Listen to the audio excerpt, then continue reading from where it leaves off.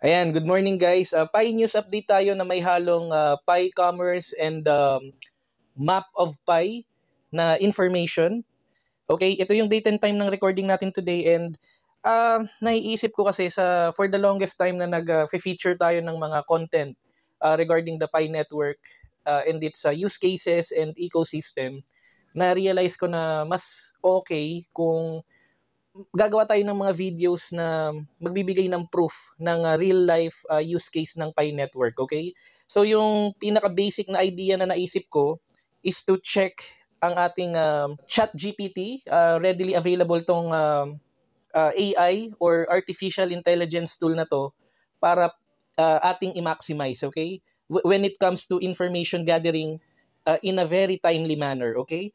So for today, ang pag-uusapan natin is isang restaurant, okay, dito sa Pilipinas na tumatanggap or nag-accept ng Pi payments, okay?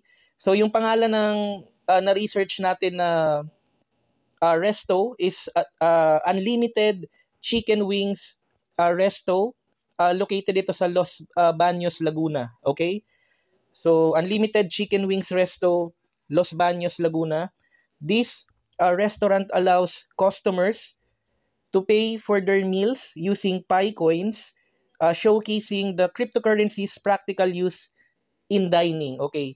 Dito na ngayon papasok yung pag-utilize natin sa ating Pi account, specifically yung map of Pi. Okay. So ang gagawin natin, search natin yung business na yan. Search natin siya sa map of Pi.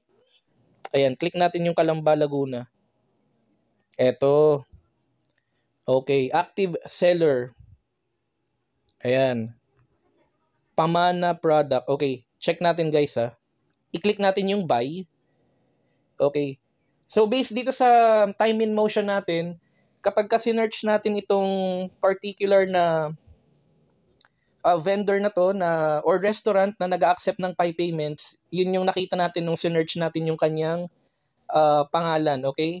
Pero yung information kasi na nakuha natin galing sa ChatGPT. So check natin. Kapag ka-clinic kasi natin yung buy from the map of Pi, Pi Commerce use case ito sa ecosystem ng Pi network, makakapag-obtain tayo ng additional information from the seller, okay? So nakalagay dito, buy from seller, Pamana Products. Okay, seller details, artisanal food preparations of traditional Filipino regional dishes, particularly of the Batangas province in glass jars, okay? So, sinaing na tawilis, ginataang tawilis, Batangas style tawilis in oil. Kaso nga lang, bakit? Okay, so yung gagawin natin, i-search natin yung Unlimited Chicken Wings Resto, Los Baños, Laguna dito sa map of Pi. Ayan, tanggalin lang natin yung mga hyphen para mas maging refined yung search. Okay, and then try nating i-zoom in. Tingnan natin kung ano yung lalabas na vendor or merchant. Ayun, Calamba nakalagay. So most likely ito yun dapat, okay? Hindi ko siya maklik. Wait lang, kailangan yata i-zoom talaga.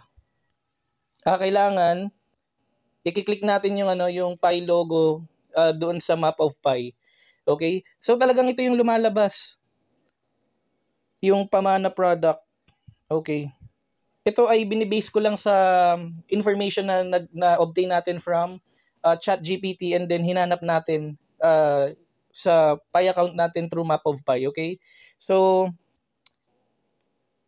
most likely yung ito sa sarili ko lang opinion, most likely yung reason nun, although yung Unlimited Chicken Wings Resto located sa Los Baños at Laguna according to ChatGPT, pwede na taga Los Baños, Laguna yung may-ari ng mismong restaurant pero nagtitinda sila ng gantong product na yung specific product na Pamana products talagang sourced or yung supplier nito taga Batangas. Kaya ito yung nag-a-appear sa map of Pi and ito yung parang fini-feature nila na gusto nilang ibenta, okay?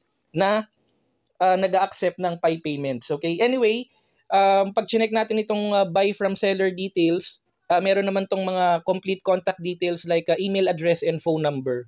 So, pwede nyo yan i-check, okay? So, nabasa na natin itong information na to kanina. Sinaing na tulingan, ginataang tulingan. Also available, limited supply, free range chicken eggs. Okay? Okay. So, ang ginawa dito ng seller, ano siya, hybrid. 50-50.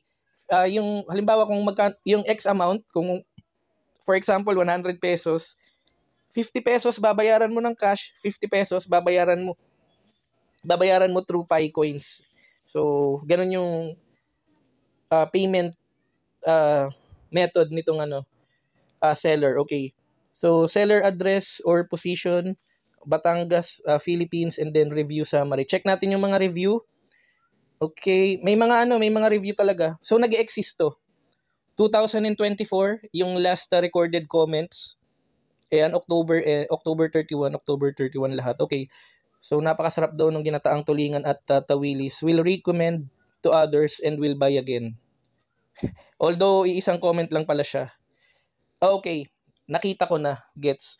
So based dito sa time and motion natin, pag click natin yung seller contact details, makikita natin dito, shout out and gusto nating pasalamatan si Pi user Nesty1231. Okay? So kapag hahanapin natin itong seller na to sa Map of Pi, ito yung gagamitin natin, Nesty1231, kasi ito rin yung mismong name niya sa Pi network account niya. Okay? And i-blur na lang natin guys yung phone number and email ng seller and makikita rin natin dito guys yung phone number and email ng seller. Okay? So pwede nyo silang i-contact sa kanilang mga contact information kung gusto ninyo or interested kayo sa kanilang pamana products. Okay? And disclaimer statement for our Crypto Bayanihan Web3 Wallets YouTube channel. All the information on our website is published in good faith and for general information purposes only and not financial advice.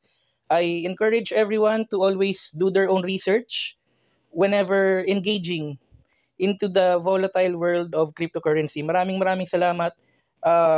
Feel free to comment your thoughts. I'll see you on our next video.